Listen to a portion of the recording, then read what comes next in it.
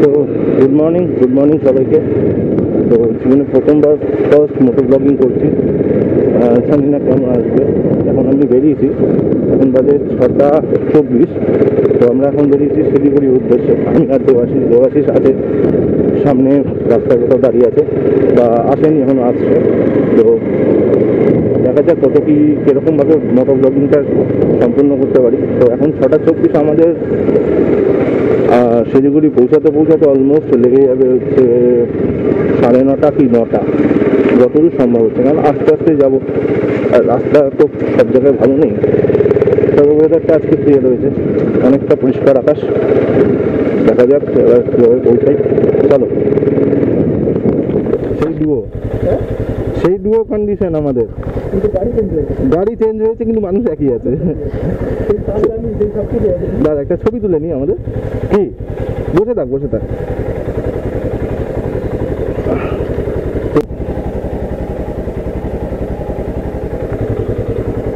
ये खिला दिए हैं, एक गुड आइडिया। चलो আমি স্ট্যাটাস দিতে যাবো না।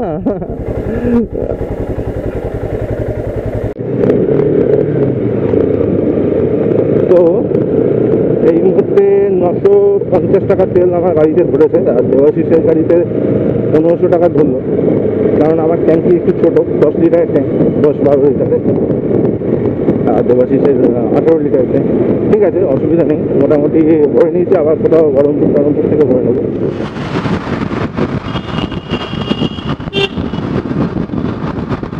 তো দেখতে এখন আমরা চলে এসেছি হচ্ছে তারাতলা মেট্রো স্টেশন, মানে অজন্তা। আর কিছু দূর পরে আসছে মাঝেরহাট ব্রিজ। তারপর আমরা মোমিনপুর থেকে ডান দিক নিয়ে মা ফ্লাইওভার নিয়ে একদম সোজা বেরোবো হচ্ছে এয়ারপোর্ট হয়ে বারাসাত। তো ততক্ষণ বারাসাত আসা অব্দি ওই যে দেবাশিস দাঁড়িয়ে আছে, আগে এসে গেছিলো সিগনালে। চল, হ্যাঁ, এখন আমরা দাঁড়িয়ে আছি, মানে সিগনালে আছি। চলো আবার বারাসাতে গিয়ে দেখা হবে।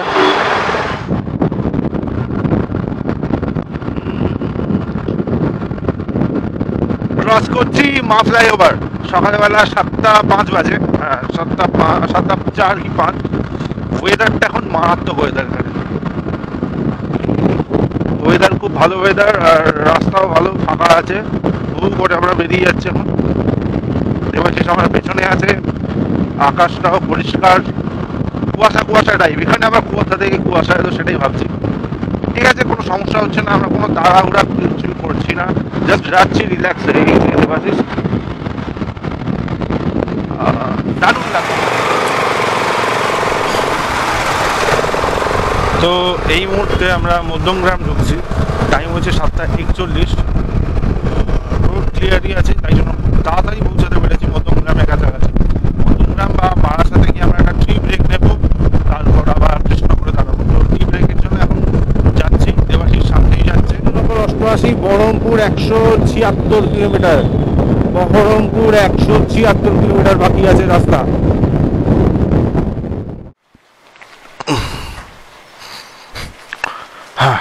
তো আমরা এখানে কিছুক্ষণের জন্য ফ্রেশ হওয়ার জন্য দাঁড়িয়েছিলাম। দুটো গাড়ি দাঁড়িয়ে আছে, দেবাশিসের গাড়ি, এটা আমার গাড়ি। তো আমি একটু চেনটাকে হালকা রেখেছি, কারণ লংয়ে যাচ্ছি, বেশি টাইট করে লাভ নেই, স্প্রকেটের উপর চাপ পড়ে যাবে। ঢিলা হলে কোথা দিয়ে টাইট করে নেবো। আদারওয়াইজ ওয়েদার খুব ভালো, রোদ উঠেছে, আর গাড়িটা পুচে বাঁচা এনেছি, এখনই কাদা হয়ে গেছে, খুব আসতে। চলো, এখান থেকে বড় ওই দেখাচ্ছে সাইনবোর্ড দেখা যাচ্ছে না, আমি এখানে বলে দিচ্ছি। বহরমপুর 166, বেলেডাঙ্গা 151, আর কৃষ্ণনগর 83 কিলোমিটার। তো আমাদের নেক্সট অফিস কৃষ্ণনগর।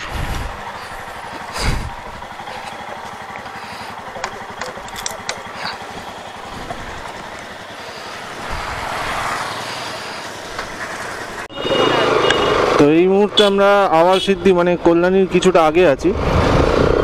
ওই আওয়াল সিদ্ধি বাজার ক্রস করছি। এটা সিঙ্গেল লেন হাইওয়ে, মানে খুব কনজেস্টেড এরিয়া, গাড়ি তো একদম আস্তে আস্তে চালাতে হচ্ছে। তার উপর রাস্তা তো একেবারে জঘন্য রাস্তা, একটু কল্যাণী পর্যন্ত এখনও প্রায় 5-10 কিলোমিটার মনে হয় এরকমভাবেই যেতে হবে।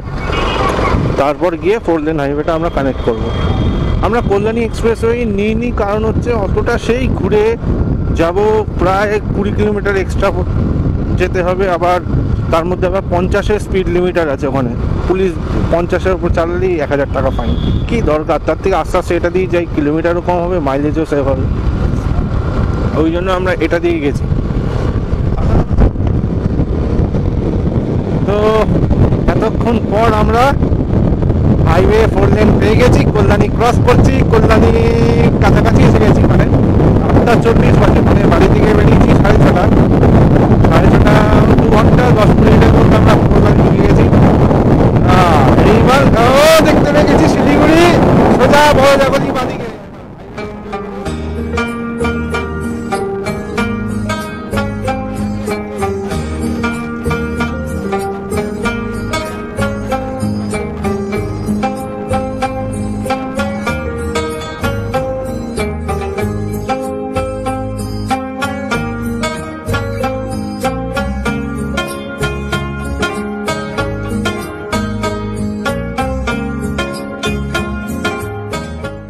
এখন শান্তিপুরের দিকে এগোচ্ছি। মাঝখানে এরকম ব্যারিকেড দেওয়ার কোনো মানে হয় না, তো অযুক্তি সম্পন্ন। হ্যাঁ, তো এখান থেকে কৃষ্ণনগরের ডিস্টেন্স হচ্ছে আর 30 কিলোমিটার, ফুলিয়া 7, হাবিবপুর 2। এবার যে সামনে আছে ওকে আমি একটু এগিয়ে দিয়েছি, আমি পেছনে রিল্যাক্সে যাচ্ছি। আমাদের গন্তব্য হচ্ছে শঙ্কর হোটেল, ওখানে গিয়ে আমরা ব্রেকফাস্ট করবো, তো তারপরে আমরা আবার বেরোবো।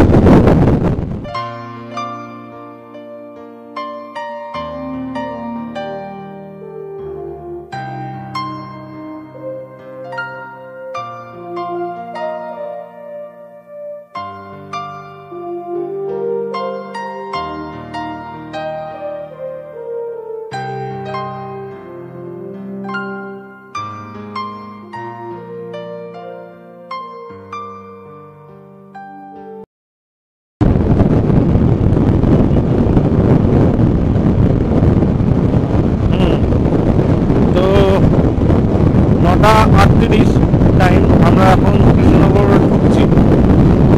তো বাঁদিকে ডান দিকে যে রাস্তাটা বেরিয়ে গেল সেটা হচ্ছে কৃষ্ণনগর টাউন। এবার আমরা চলে যাবো হচ্ছে স্ট্রেট শঙ্কর মিষ্টান্ন ভান্ডার। দেবাশিস মনে এগিয়ে গেছে, আমি স্লোভাবে যাচ্ছি আস্তে আস্তে। রাস্তার মাঝখান দিয়ে টোটো নিয়ে পার হয়ে গেল, ব্যাপার না। এখান দিয়ে বহরমপুর 90, বেটিয়াডাউরি 30, ডুবুলিয়া 14 কিলোমিটার বাকি। তো এখন দেখা যাক কত দূর গেছে দেবাশিস। আমি তো শঙ্করে গিয়ে ঢোকাবো গাড়ি, আর বেশি কিলোমিটার বাকি নেই। ডান দিকে ওই যে পান্থতীর্থ দেখা যাচ্ছে আসার সময়, ওই পান্থতীর্থ। আর এইদিকে আমরা শঙ্কর আছে, মনে শঙ্করে চলে গেছে, দেখা যাক।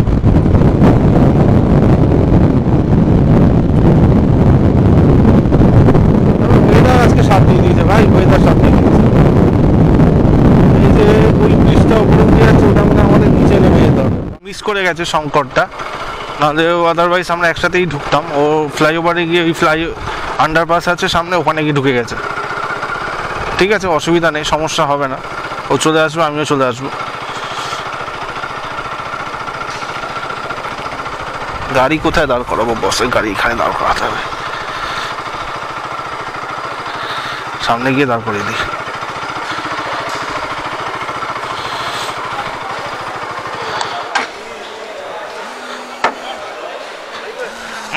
দেবাশিস ফোন করছে,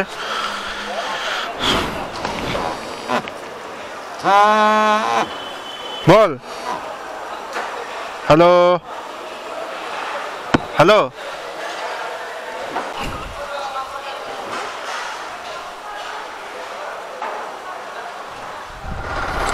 হ্যাঁ।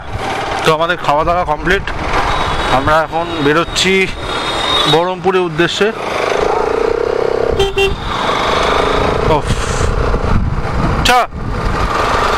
ঠিক আছে, চলো।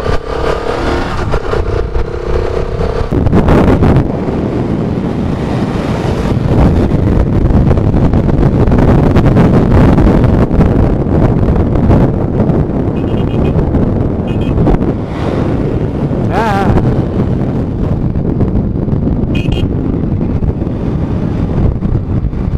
জল ঠিক আছে, তোর পেছনে যাবো।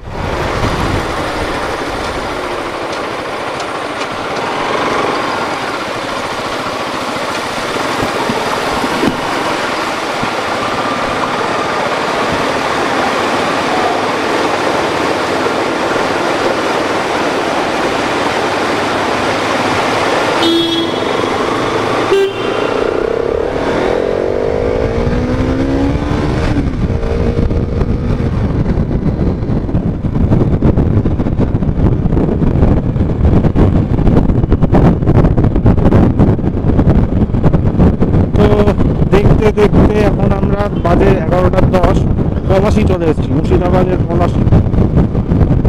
পলাশি হচ্ছে এইটা, তো আমরা এখন পলাশি ক্রস করছি।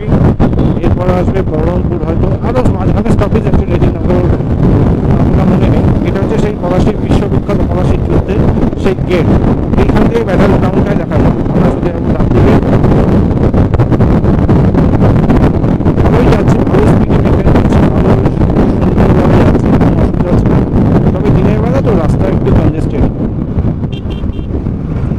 ঠিক আছে, নো ওয়ারিস, চলো।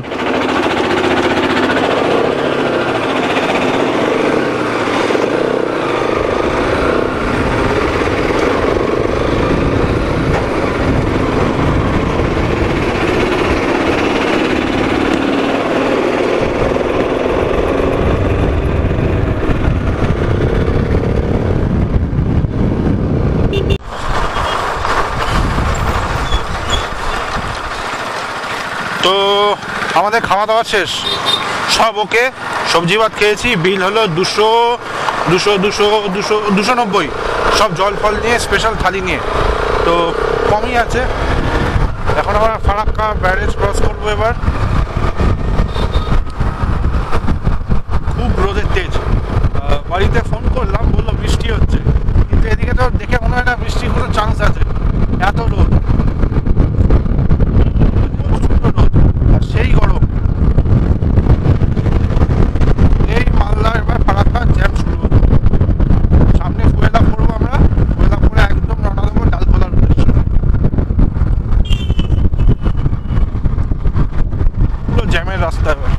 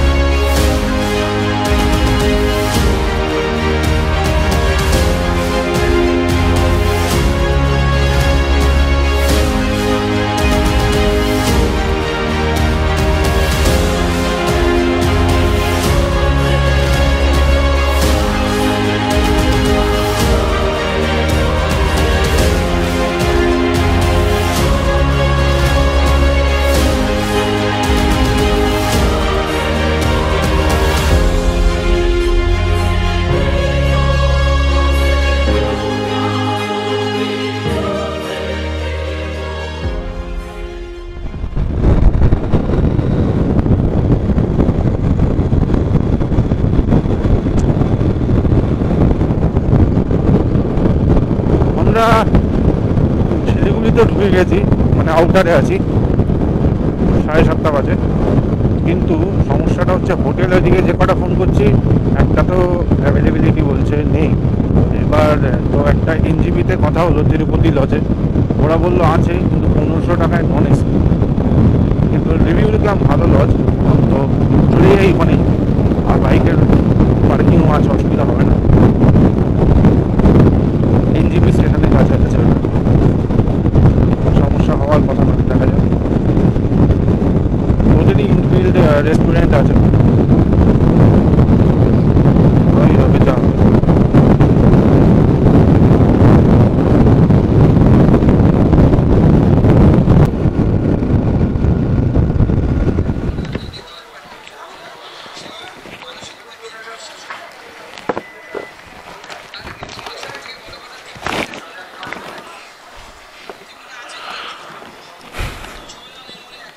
তো দেখতে দেখতে আমরা এসে গেছি তিরুপতি লজে, আমাদের স্টে জায়গা আজকের দিনের। লজ খুঁজতে খুঁজতে আমাদের দম বেরিয়ে গেছে আজকে, কোথাও জায়গা নেই রে। কি অবস্থা রে ভাই, এত লোক কোথা দিয়ে গেল। তো গিয়ে এবার ফ্রেশ হব, ফ্রেশ হয়ে আমরা বেরিয়ে যাব, মানে ঘুমিয়ে পড়বো। চলো, আজকের দিনের মতো এপিসোড এখানেই শেষ করছি, আবার পরের এপিসোডে কালকে সকাল থেকে দেখা হবে।